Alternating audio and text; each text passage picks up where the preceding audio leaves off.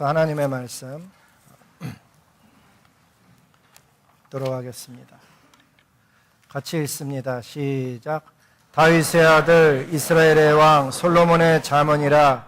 이는 지혜와 훈계를 알게 하며 명철의 말씀을 깨닫게 하며 지혜롭게 공의롭게 정의롭게 정직하게 행할 일에 대하여 훈계를 받게 하며 어리석은 자를 슬기롭게 하며 젊은 자에게 지식과 근신함을 주기 위한 것이니 지혜 있는 자는 듣고 학식이 더할 것이요 명철한 자는 지략을 얻을 것이라.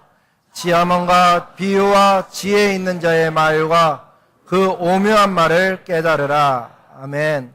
옆에 분들과 인사합니다. 참 잘 오셨습니다. 주님의 이름으로 축복합니다. 여러분 정말 잘 오셨습니다. 주님의 이름으로 축복합니다.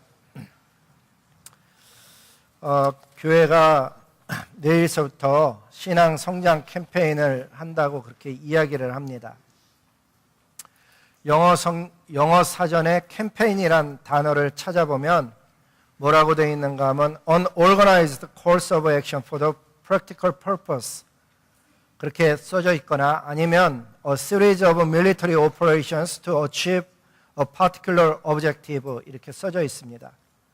그러니까 저희가 신앙 성장 캠페인을 하는 것은 교회가 조직적이고 그리고 지속적인 신앙 성장 운동을 봄철과 가을철에 해서 우리가 이루고자 하는 어떤 특별한 목적을 이루어가고자 그렇게 하고 있는 것입니다. 우리가 신앙 성장 캠페인을 왜 하게 됐는가 하면 수많은 주의 자녀들이 예수님을 영접한 직후에 성장의 기회를 갖지 못해서 오랜 기간 영적으로 방치되어 있음으로 인해 갖고 신앙이 성장해야 되는 상황을 벗어나 있는 그런 상태를 봤기 때문입니다. 그래서 저희는 이 신앙 성장 캠페인 기간 동안 가능하면 많은 성도님들을 격려해서 함께 특정한 목적을 놓고 영적인 성장을 저희가 시도하고 있는 것입니다. 이번 2018년 가을 신앙 성장 캠페인의 핵심은 잠언서를 하루에 한 장씩 읽으면서 매일 매순간 성경이 가르치는 지혜를 자기 삶 속에 적용도 하고 예수님과의 동행도 하면서 일기로 기억으로 남기는 것이 아니고 일기로 그것을 경험해보는 담아놓는 그런 과정을 함께 좀 하려고 하는 것입니다.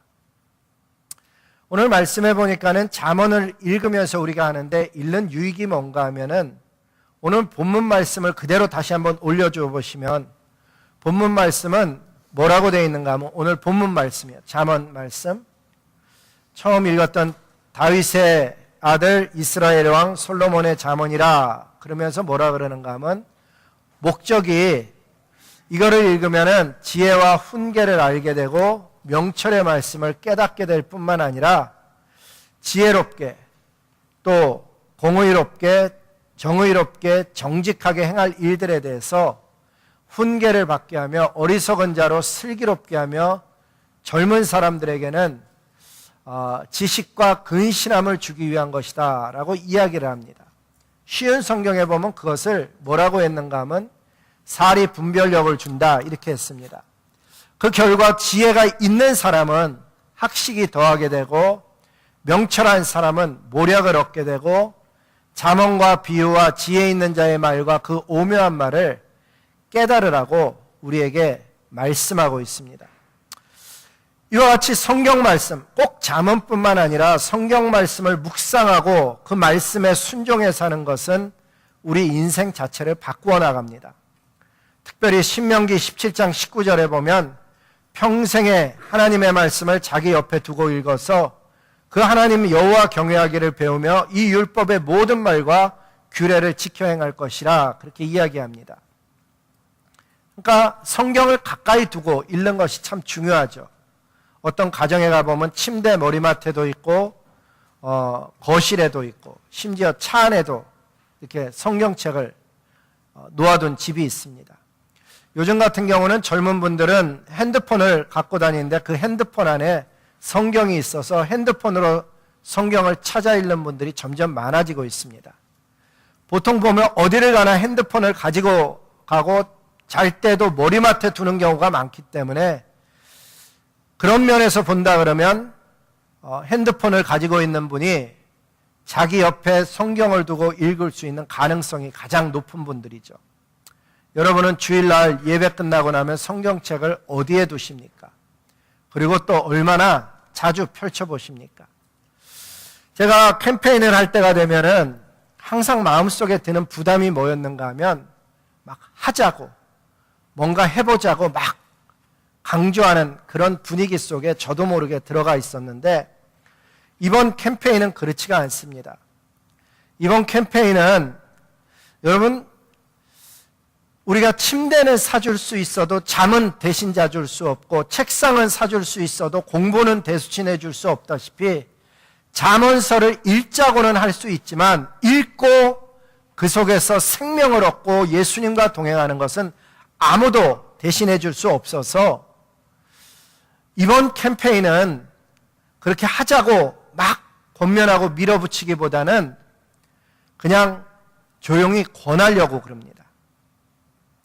어떤 면을 권하냐 하면은 성경을 읽는 목적이 뭔가 하면 저기 보면 하나님 여호와를 경외하기를 배우라 그랬는데 우리의 문제는 뭔가 하면 여호와 하나님을 경외하며 살지 않겠다는 분은 없습니다. 모두가 다 여호와 하나님 경외하며 살고 싶어 하는데 내가 어떻게 말하고 어떻게 판단하고 행동하는 것이 하나님을 실제로 경외하는 지혜인지를 잘 몰라서 어려워합니다. 근데 성경에 보니까는 하나님을 경외하는 태도를 뭐라 써놨는가 하면 이렇게 써놨습니다. 잠언 3장 6절에 보니까 다 같이 한번 읽어볼까요? 시작. 너는 마음을 다하여 여호와를 신뢰하고 내 명철을 의지하지 말라. 너는 범사의 그를 인정하라. 그리하면 내 길을 지도하시리라. 아멘. 하나님을 경외한다는 것이 뭔가 하면은 하나님을 신뢰하고 의지하고 인정하는 것임을 알 수가 있습니다. 우리 신앙을 생활하면서 하나님을 신뢰하고 의지하고 인정하는 것을 모르는 사람은 제가 보기에 거의 없다고 봅니다. 그런데 실제로 그렇게 하느냐 하는 것은 좀 다른 얘기입니다. 아는 것과 행하는 것 사이에는 차이가 있습니다.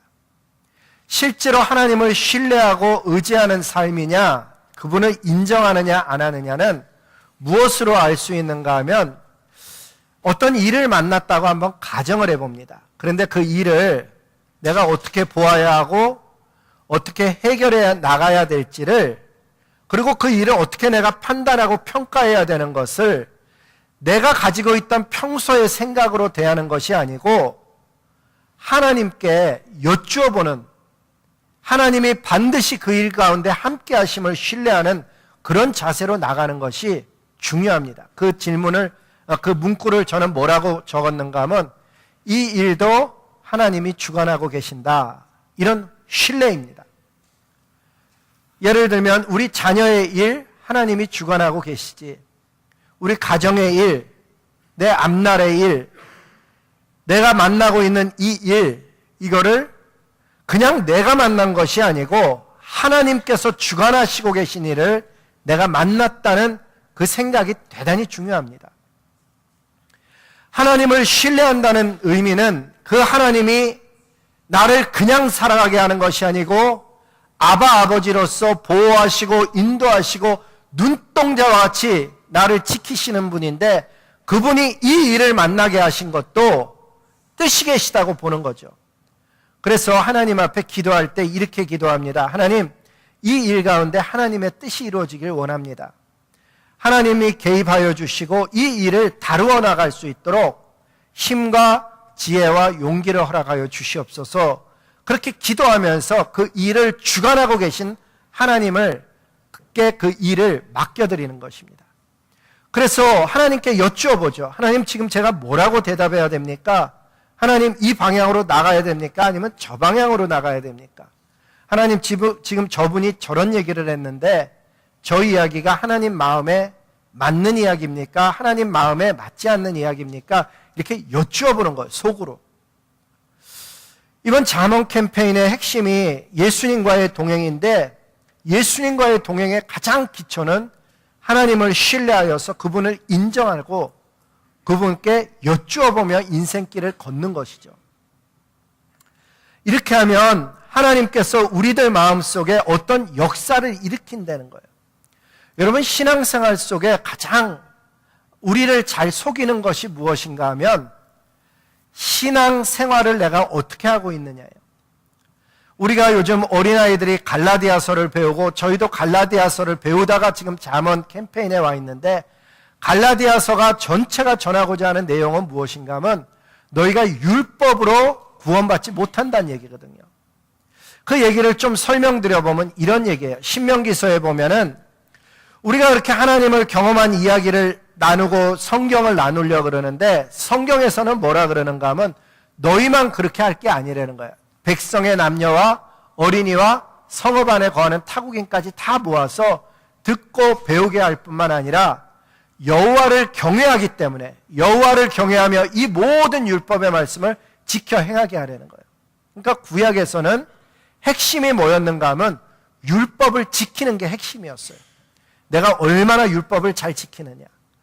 예수님 오시기 전까지는 율법을 지키는 게 신앙의 핵심이었는데, 예수님이 오신 다음서부터는 하나님을 신뢰하며 믿음으로 하나님의 말씀에 반응하는 것이 핵심으로 바뀐 거예요. 그래서 여호와를 경외하는 방식이, 그 다음 구절 한번 올려보세요. 여호와를 경외하는 방식이 구약시대에는 율법을 지키는 것이었다면 신약시대에는 구원을 이루시는 예수님을 믿는 믿음으로 바뀌었다는 거예요.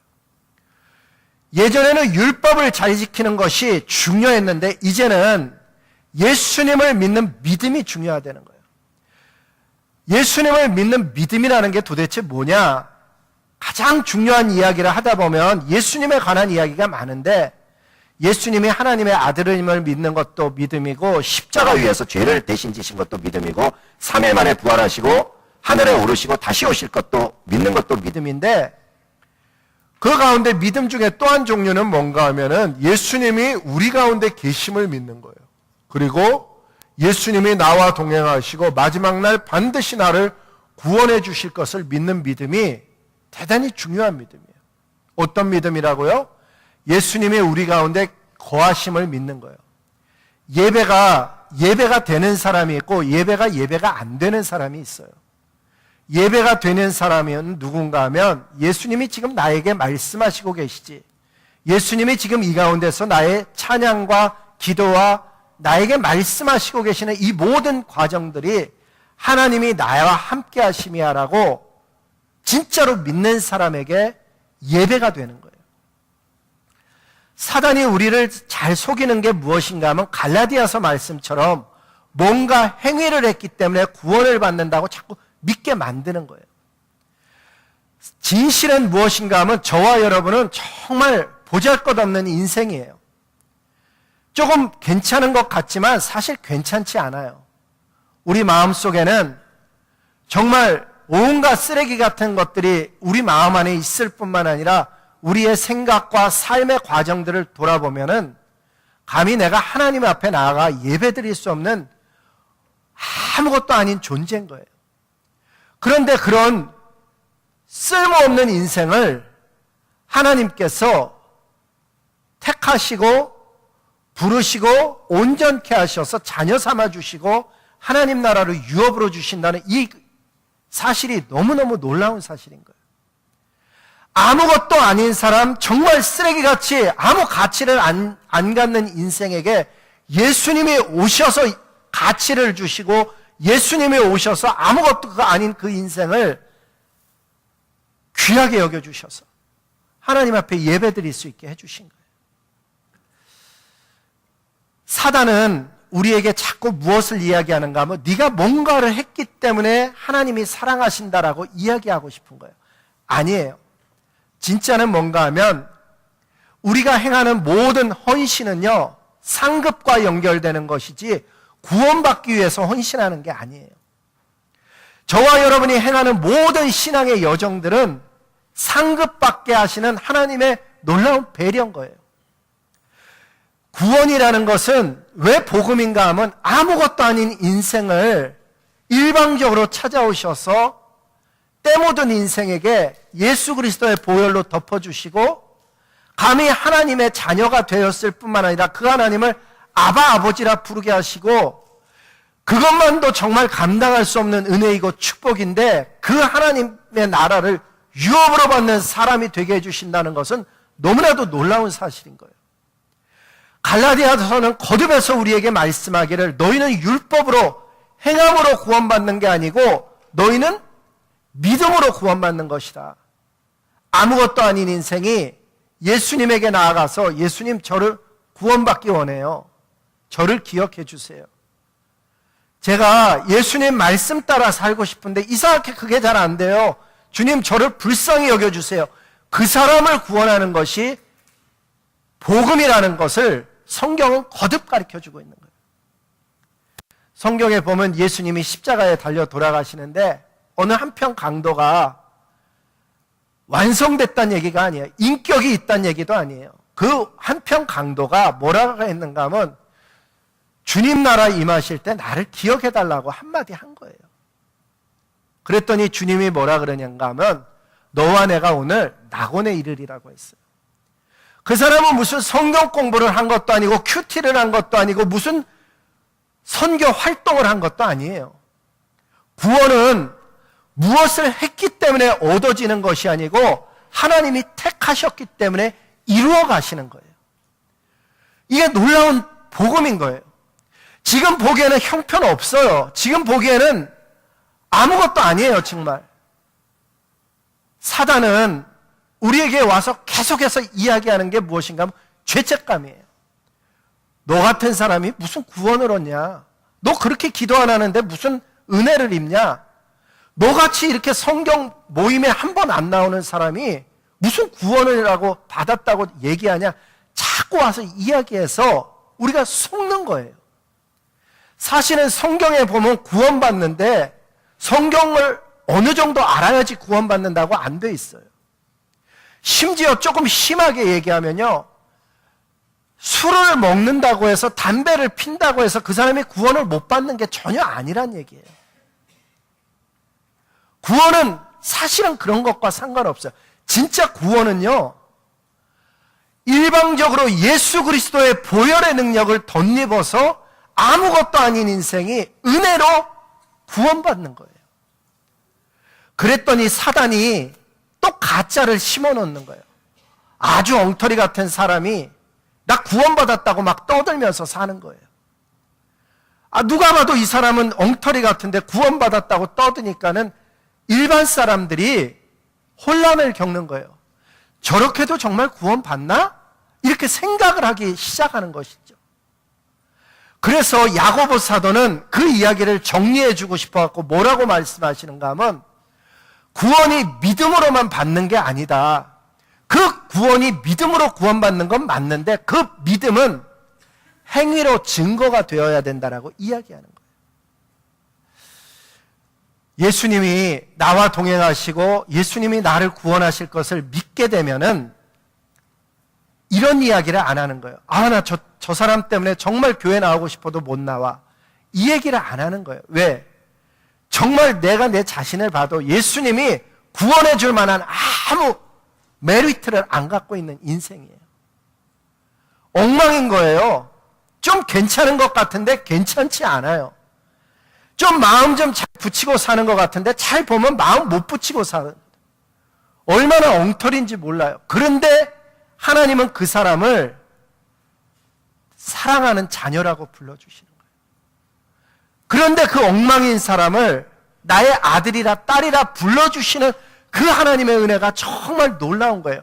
마지막 날에 그런 엉망 같은 날을, 부족한 날을, 연약한 날을, 아무짝에 쓸모없는 날을 예수님의 보혈로의 그 십자가 공로로 나를 구원해 주신다는 하나님의 약속의 말씀을 믿어서 주님, 죄를 회개합니다. 나를 불쌍히 여겨주세요. 이 육신 안에 갇혀서 내가 정말 하나님 잘 섬기며 살고 싶은데 그렇게 살지 못해서 저도 안타까워하는 거 주님 아시죠? 그러는 사람을 주님이 구원하시는 거예요. 성경은 뭐라 하는가 하면 한번 고린도전서 6장 20절 같이 읽어볼까요? 고린도전서 6장 20절에 보면 파란 글씨서부터 같이 읽겠습니다. 시작. 너희는 하나님의 어린 양 예수의 피로 값주고 산 것이 되었으니 그런즉 너희 몸으로 하나님께 영광을 돌리라. 하나님의 그 자비하심과 그 넓으시고 하나님이 한없는 은혜로 우리를 불러주신 것이, 저 파란 글씨는 제가 쓴 거예요. 성경에는 없는 내용인데 제가 성경에 있는 다른 내용을 저렇게 갖다 붙인 거예요. 하나님의 어린 양 예수의 피로 우리를 구원하시는데 값주고 사신 거예요. 예수님을 내주고 저를 샀으니까, 여러분 무엇을 살 때 보면 이거 얼마예요? 그래서 그게 예를 들어서 10불이다. 그러면 10불 낼 만한 가치가 있으면 사는 거거든요. 예수님을 내어주고 샀다는 얘기는 아무것도 아닌 인생인데 예수님의 인생의 가치로 맞바꿔준 인생이니까, 저와 여러분의 한 사람 한 사람의 인생은 예수님의 가치를 갖는 귀한 인생이 된 거예요. 예수님의 가치로 산 우리 인생을 향해서 주님의 말씀은 뭔가 하면 하나님께 영광 돌리는 삶을 살려는 거예요. 내가 어떻게 하나님께 영광 돌리는 삶을 살 수 있을까? 이런 질문하게 되잖아요. 내가 어떻게 하면 하나님께 영광 돌리는 삶을 살 수 있을까? 그 삶의 비결이 뭔가 하면은 예수 그리스도가 포도나무가 되어서 거기에 젖붙임을 받는 거예요. 예수님께 젖붙임을 받으면은 내가 노력하지 않아도, 여러분 과일을 맺을 때 자기가 노력하는 게 아니라는 게 이게 굉장히 중요한 얘기예요. 신앙은 노력이 아니라는 거예요. 신앙은 애씀이 아니에요, 사실은. 우리가 보기에는 말씀 읽고 기도하기 때문에 그 사람이 은혜를 받는 것 같은데 아니에요. 사실은 하나님이 그 사람에게 은혜를 베푸셔서 말씀을 읽게 되고 기도를 하게 되는 거예요. 다른 사람이 보면 그 사람이 말씀 읽고 기도하는 것 때문에 은혜 받은 것 같지만, 진짜는요, 하나님이 그 사람을 찾아오면은 말씀이 정말 말씀처럼 살아나고 기도가 되어지는 거예요. 그래서 신앙생활 하는데 이해가 돼서 믿는 것이 아니고, 신앙은 은혜가 주어져서 하나님을 의지하며 나아가는 거예요. 이해가 돼서 신앙생활 하는 것과 믿어져서, 하나님의 은혜가 주어져서 그 말씀이 믿어져서 신앙생활 하는 것은 다른 이야기라는 얘기예요. 캠페인을 하는데 여러분 막 뭘 합시다 이게 아니고, 여러분 한번 인생을 살면서 하나님의 은혜를 한번 받고 하나님께 영광 돌리는 삶을 살고 싶지 않으세요? 이렇게 물어보는 거예요, 사실은. 포도나무에 젖붙임이 되면은 수액을 빨아들인 그 포도나무의 그 영양가가 그 마지막 열매에 가서 열매가 맺혀지는 거거든요. 하나님의 영광이 거기서 드러나는 거예요. 지난 한 주간도 보면 우리 교회 속에서만 해도 하나님의 젖붙임 받는 일들이 있거든요. 예를 들면 수요일 날 여성분들이 모여서 미스 알렌 초대해서, 애슐리 알렌이라는 분이 와서 스택 컨벤션에서 와서 여성분들에게 이야기하는데, 제가 잘 들어보니까 이런 이야기 하더라고요. 하나님의 여성으로서 자녀를 기르고 남편과 함께 행복하게 살아가는 과정 중에 진짜 하늘의 여성으로서 해야 될 일이 뭔가 하면 자연스럽게 복음을 누군가에게 전하는 것이다. 그 전하는 것이 이반젤리즘이에요. 누구에게 복음을 전할 뿐만 아니라 어떤 한 사람이 나타나면은 그 사람에게 예수 그리스도의 말씀으로 훈육해서 양육하는 과정이 대단히 중요하다. 그게 디사이플십 트레이닝이거든요. 그리고 하나님의 여성으로서 나라와 열방을 향한 하나님의 뜻을 이 땅에서 어떤 형태로든지 기여하며 사는 것이 중요하다. 그 이야기하는 것이 미션이에요. 하나님의 여성으로서 그런 일을 하며 살아가면 좋겠습니다. 그분이 와서 발표하는데 그 말씀을 듣고 누군가가 그 하나님께 링크가 되면 그 삶이 드디어 수액을 가져갈 수 있는 나무가 되어지는 거예요. 토요일 날 보니까는 그 금요일 날 우리 금요 새찬양과 기도의 밤 시간도 은혜로웠지만, 토요일 날 보니까 뭐가 있는가 하면 그 토요일 날 이런 모임이 있었어요. 오카 미니스트리. 우리 여기 아파트를 하나 세내 갖고서는 남미 아이들 학교 갔다 오면 숙제를 못해요. 엄마가 영어를 모르고 아빠가 뭐 가르치지 못하니까 애들이 숙제를 안 해가니까 애들이 학교 생활이 재미가 없는 거예요. 그래서 우리 대학생들이 가갖고선 숙제하는 거 도와주고 숙제를 해가기 시작하니까는 이 학생들이 꿈을 갖기 시작해요. 그 중에 어떤 학생은 정말 숙제를 계속 해가기 시작해요. 학교 숙제 안 해갔던 애들이에요. 그런 아이들과 부모님들을 모아갖고서는 이제 쿡아웃을 했는데 물어봤어요. 우리 안주현 집사님이 이제 통역을 해주셔갖고 이제 물어봤어요. 여자분들 몇 분이 앉아있는데 여기 산 지 얼마나 됐냐? 뭐 이런 이야기도 해보고 무엇을 원하느냐? 혹시 우리가 뭘 도와줄 수 있느냐? 근데 제가 그 이야기를 마치고 집에 돌아오면서 마음속에 드는 생각이 뭔가 하면 어떤 여자분은 17년을 살았대요. 그 아파트에서.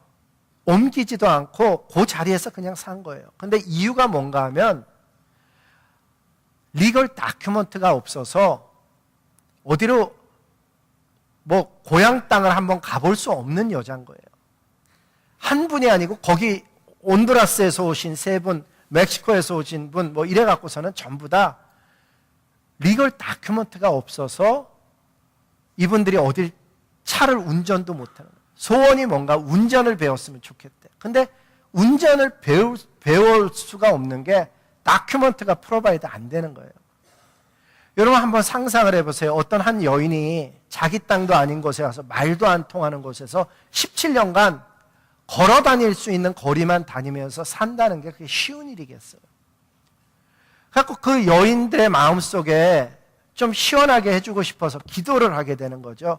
하나님 1년에 한 번은 바닷가를 좀 데려가서 탁 트인 바다도 좀 보여주고 높은 산에 올라가서 자연이 변하는 것도 좀 보여주고 싶은데 이분들이 차가 없고 움직일 수가 없고 어디 가자 그래도 두려워해갖고 움직이지도 못하는 이런 삶을 12년, 17년, 15년을 사는 여인들입니다. 하나님 그 여인들의 마음속에 하나님의 기쁨을 좀 주세요. 이런 사역을 할 수 있게 좀 도와주세요. 만약에 그분들이 그 턱 터진 바다를 본다면 높은 산에서 세상을 좀 한 번이라도 내려보고 생각한다면 어쩌면 하나님 생각하지 않겠나. 그렇게 살면서도 성당에서 와서 도와주고 교회에서 와서 도와주는데 그들 교회에서 주는 것은 받아도 성당에서 주는 프로그램은 받아도 예수님은 안 받고 있는 저 마음속에 예수님이 좀 찾아가 주세요. 기도가 저절로 나오더라고요. 혹시나 여러분에게 10월 달에 11월 달에 그분들에게 뭘 해줬으면 좋겠냐 그랬더니 그분들은 그런 꿈도 못 꾸고 뭐라 그러는가 하면 빵 굽는 거, 쿠키 굽는 거, 디저트 자기도 해서 남편이 돌아올 때 그거 해주고 싶은데 그걸 모르니까 좀 가르쳐달라 그러더라고요. 우리는 웨설피가 남아도는 삶을 사는데 그 사람들은 하나만이라도 그걸 좀 구워서 아이에게 남편에게 주고 싶은 그런 마음과 꿈을 갖고 살아가는 거예요. 하나님께 영광을 돌린다는 게 뭐냐?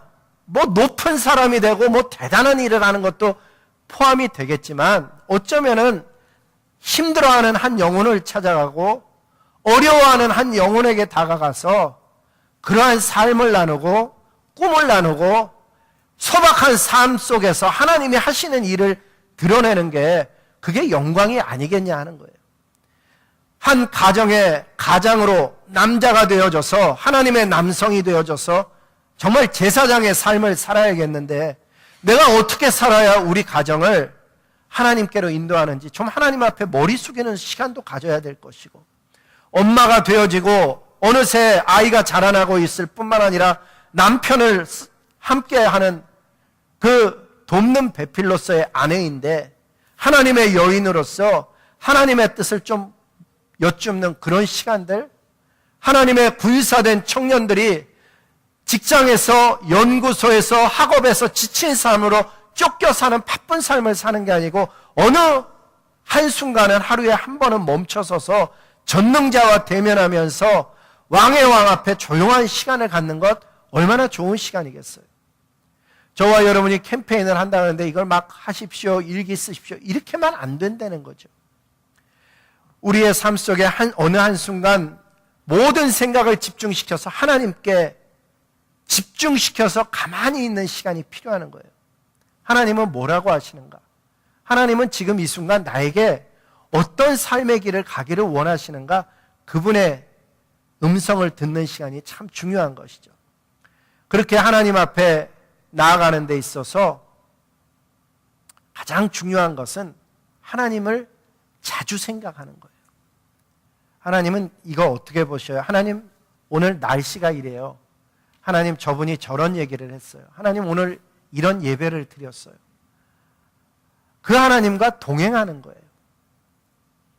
그러면 하나님의 임재를 경험하게 될 뿐만 아니라 여러분 처음에는 꼭 나 혼자 이야기하는 것 같아요. 여러분 한번 경험해 보세요. 하나님 어떻게 생각하세요? 그리고 여쭤보면 처음에는 제가 거의 틀림없다고 생각해요. 꼭 나 혼자 이야기하는 것 같아요. 왜 그런가 알았어요? 하나님의 음성이 들리기에는 너무나 많은 생각들과 쓰레기 같은 것들이 내 마음속에 가득하기 때문에 하나님의 목소리는 그 속에 묻혀버리는 거예요. 여러분 제가 지난번에도 권했다시피 일주일만이라도 아니 한 달만이라도 하나님의 음성 외에는 다른 것이 들어오지 못하도록 마음을 한번 청소해 보세요. 그러면 하나님 이거 어떻게 생각하세요? 라고 여쭤보면 하나님께서 어떤 생각을 주시기도 하고 말씀을 주시기도 하고 그러셔요. 많은 경우 사람들이 하나님의 음성을 듣는다 그러는데 그게 왜 많은 신학자들이 가짜다라고 그냥 포인팅하는가 하면 실제가 있어요.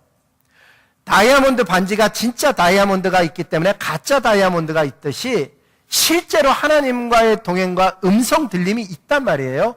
그런데 가짜가 발생하는 이유는 많은 경우 자기가 자기에게 이야기하는 거예요. 진짜가 가짜와의 차이점은 영광과 실제 능력이 다르게 나타나는 거예요. 제가 이 잠언 캠페인을 하면서 여러분 하나님께 모든 생각을 집중시키고 일기를 써보자는데 여러분 일기 쓰자는 게 얼마나 유치한 얘기예요. 근데 꼭 유치한 것만은 아니란 얘기예요. 왜? 한국의 선한목자교회를 담임하시는 유기성 목사님이 일기에 대해서 이렇게 써놨더라고요. 한번 읽어보겠습니다. 영성일기를 쓰다 보면 어느 날은 정말 일기 쓰기 싫은 날이 있습니다. 마음을 열기 싫은 날, 너무 피곤한 때 일기 쓰는 것이 쓸 내용이 전혀 없는 그런 날들을 만난다는 거예요. 근데 그날이 반드시 영성일기를 써야 된다라고 이분은 이야기해요. 왜냐하면 그 순간이 위기에 빠져가는 순간이라고 이분은 느낀 거죠. 꼭 우리로 얘기하면 기도가 오늘은 하기 싫어. 그날이 정말 기도해야 되는 날이고 오늘은 말씀 읽기 싫어. 그날이 정말 말씀 읽어야 되는 그날과 똑같은 원리예요. 이분은 이런 얘기를 해요. 매일 영성일기를 써보면 자기의 영적 상태를 거의 정확하게 알 수 있습니다. 그래서 영성일기를 쓰기 힘든 날 오히려 영성일기를 쓰라는 것입니다. 우리는 아무리 바빠도 식사도 하고 아무리 피곤해도 씻고 잠을 잡니다. 안 그런 사람이 있는 것도 알아요. 근데 대부분 그렇다는 얘기예요.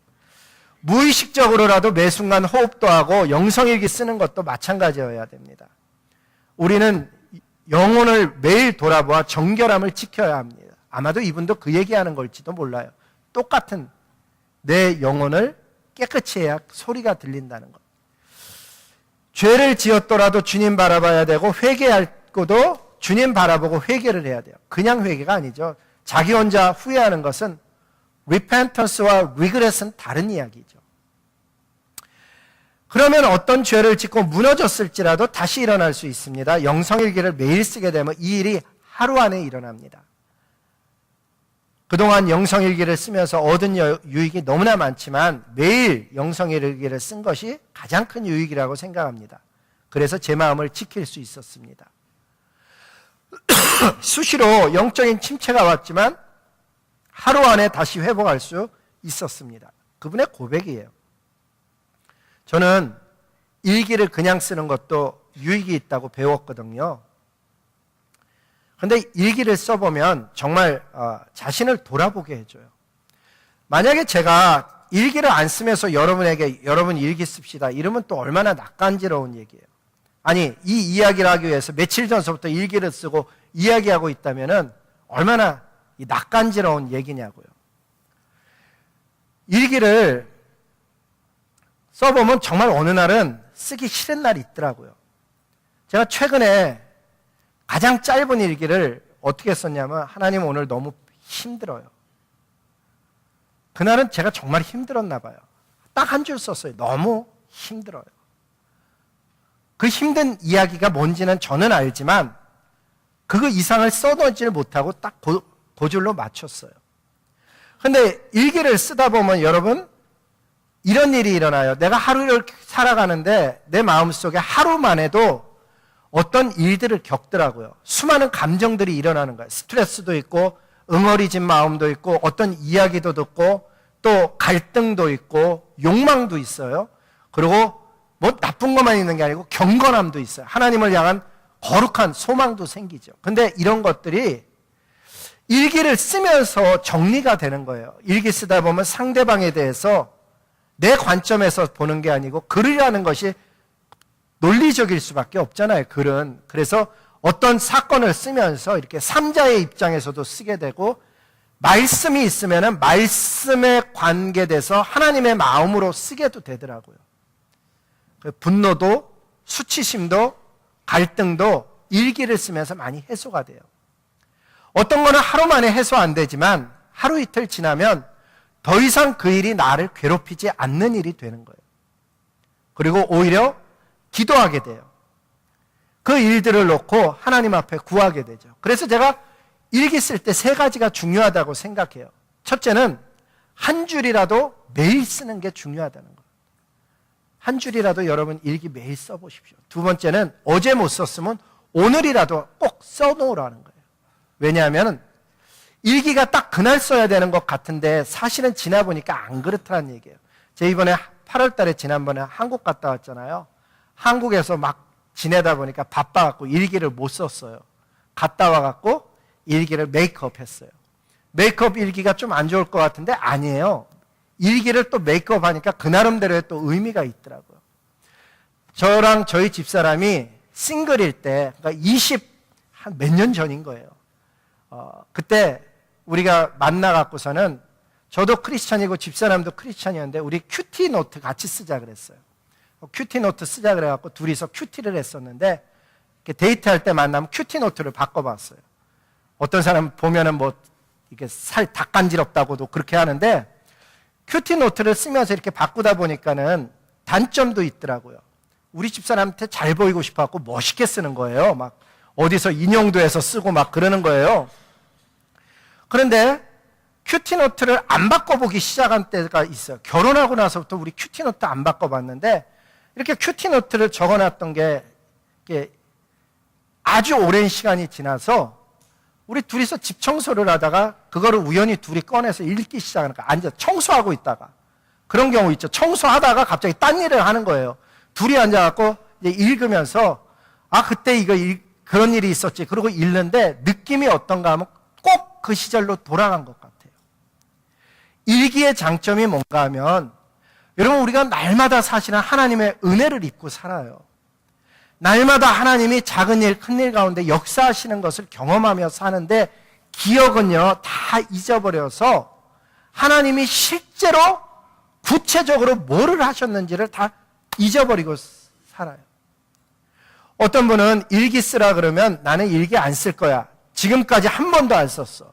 왜 교회에서 일기를 쓰라는 거야? 이렇게 얘기하는 분도 있겠지만 제가 진짜 권하고 싶은 이야기는 뭔가 하면 여러분 우리들의 기억은 연약해서 하나님이 하시는 일들을 담아놓질 못합니다.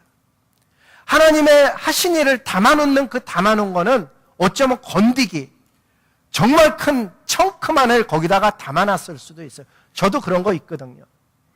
우리 막내딸이 태어날 때 얘기 여러분 다 아시는 분도 있고 모르시는 분도 있는데 우리 막내딸 태어날 때 다운 신드롬 베이비라 그래갖고 막 기도했었던 것. 그런데 태어났는데 보니까 하나님께서 증상들은 남아 있었어요. 입술이 보라색이고 손톱도 보라색이고 심장도 몰모 현상이 있어갖고 뿜빠 이렇게 뿜뿌 해야 되는데 이게 에어가 새는 소리도 나고 걱정이 되더라고요.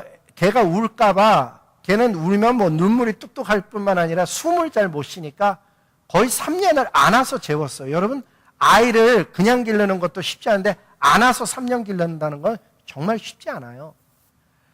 근데 그때 당시 하나님께서 하신 일들, 이런 걸 기억에 남는 것들이 있거든요. 하지만 일상을 살아가면서 있는 하나님이 하신 조용한 일들, 감사한 일들은 많이 잊어버리고 사는데 일기를 보면 그 하나님의 은혜가 그릇에 그대로 담겨져 있는 거예요. 제가 31일 동안 하자 그러는데 자세가 어떤가가 되게 중요한데 내가 30일밖에 살지 못한다 그러면 나는 자녀들에게 뭐 남겨놓을까? 내 아내에게, 내 주변 사람들에게 삶을 어떤 걸 남겨놓을까를 한번 생각하면서 써보면 좋겠다 생각했어요. 왜? 자녀들에게 신앙을 전해주는 데 있어서 아빠는 무엇을 고민했는지, 내가 이 세상에 살다가 혹시나 먼저 가면 우리 집사람에게 해주고 싶은 이야기는 무엇인지 하나도 정리 안 된 사람도 수도 없이 많은 거예요. 아니, 어쩌면 너무 젊죠. 정말 우리 집사람에게 해주고 싶은 이야기, 우리 아이에게, 사랑하는 자녀에게 아빠는 이런 기도를 너를 위해서 했단다라고 한 번이라도 글로 남겨놓은 적이 있는지, 아니면 사는 게 너무 바빠서 그냥 막 살아가고 있는지. 성경은 우리에게 무슨 이야기를 하는가 하면 마음을 지키라고 이야기해요. 여러분, 마음을 지키는 데 있어서 제가 보기에 하나님의 말씀 다음에 좋은 게 있다면 아마도 일기 같아요. 일기를 쓰다 보면 풀어져요. 일기를 쓰다 보면 내가 보여요. 일기를 쓰다 보면 기도가 깊어질 수밖에 없어요. 왜? 하나님이 보시는 나를 점점 발견하게 되는 거예요. 다음서부터 좀 급하게 살지 말아야지. 다음서부터 뭐든지 행동하고 나서 말할 게 아니고 하나님께 한 번이라도 여쭙고 말하는 거 훈련해야지. 다음서부터 생각나고 보이는 대로 말하지 말고 하나님의 마음속에 하고 싶은 이야기를 생각해서 가능하면 격려하는 이야기를 해야지. 그런 생각들이 일단은 들어오는 거예요. 실천은 잘 안 돼도. 그러면 들어온 생각을 붙들고 기도하게 되잖아요. 하나님, 이런 삶을 살아가게 좀 도와주세요. 우리가 예수님 믿으면서 가장 힘들어하는 영역은요, 어찌 보면 믿음 없음이에요. 하나님이 계시는 걸 믿지 못하는 게 아니고 하나님이 역사하심을 믿지 못하는 거예요. 오늘도 하나님 앞에 기도하는 내용이 진짜 이루어진다고 믿는다면 하나님 앞에 여러분은 어떤 걸 놓고 기도하시겠어요? 기억해서 기도하는 것과 쓰면서 기도하는 것의 차이점은 응답 받았음이라고 옆에다 기록할 수 있다는 사실이에요. 하나님 응답하셨음. 오늘도 하나님은 저와 여러분에게 마음 지키래요. 우리 잠언서 읽고 마치겠습니다. 같이 읽어보겠습니다. 시작. 그 무엇보다도 너는 내 마음을 지켜라. 그 마음이 바로 생명의 근원이기 때문이다.